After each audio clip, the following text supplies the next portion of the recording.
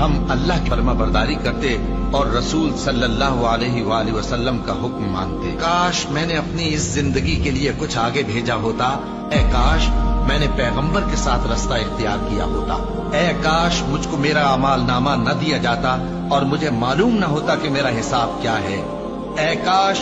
موت میرا کام تمام کر چکی ہوتی، آج میرا مال میرے کچھ بھی کام نہ آیا، مجھ سے میرا اقتدار جاتا رہا، کاش میں اپنے پروردگار کے ساتھ کسی کو شریک نہ بناتا،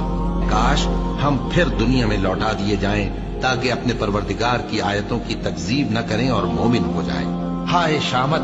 کاش میں نے فلاں شخص کو دوست نہ بنایا ہوتا، اس نے مجھ کو کتاب نصیحت کے میرے پاس آنے کے بعد بہکا دیا، اور شیطان انسان کو وقت پر دغا دینے والا ہے، اے کاش میں مٹی ہوتا۔ اور وہ فرمائے گا کہ گناہ گارو تم آج الگ ہو جاؤ، اے آدم کی اولاد، کیا میں نے تم سے کہہ نہیں دیا تھا کہ شیطان کو نہ پوجنا، وہ تمہارا کھلا دشمن ہے، اور یہ کہ میری ہی عبادت کرنا یہی سیدھا رستہ ہے، اور اس نے تم میں سے بہت سی خلقت کو گمراہ کر دیا تھا، تو کیا تم سمجھتے نہیں تھے؟ یہی وہ جہنم ہے جس کے تمہیں دھمکی دی جاتی تھی، جو تم کفر کرتے رہے ہو اس کے بدلے آج اس میں داخل ہو